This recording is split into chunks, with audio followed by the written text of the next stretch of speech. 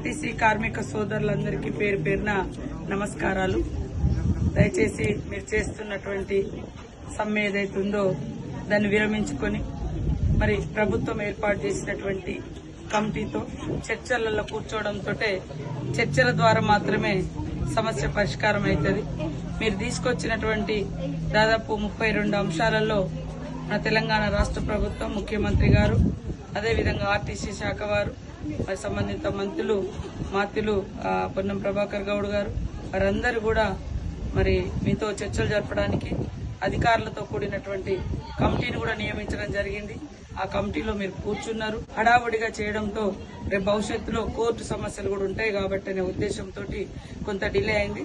దాన్ని అన్యథగా భావించకుండా ఈరోజు ఫ్రీ బస్సులో మహిళలు, లక్షలాది మంది మహిళలు రోజు ప్రయాణిస్తున్నారు. అందులో చాలా అంటే 99% పేదింటి బిడ్డలే ప్రయాణిస్తున్నారు. స్కూళ్లలో కావచ్చు, కాలేజీలకు కావచ్చు, లేదా ఎక్కడన్నా పనికి వెళ్లడానికి కావచ్చు, లేదా ఇతరత్ర సొంత అవసరాల కోసం కూడా రాష్ట్ర వ్యాప్తంగా వివిధ పనుల నిమిత్తం తిరుగుతున్నటువంటి మహిళలకు ఈ మీరు చేస్తున్నటువంటి సమ్మె మూలంగా తీవ్రమైనటువంటి ఆటంకం ఏర్పడుతుంది, ముఖ్యంగా పేదింటి బిడ్డలకు. అదే కాకుండా సామాన్యులు కూడా మరి మగవాళ్లు కూడా వాడేది మన ఆర్టీసీ సేవలనే.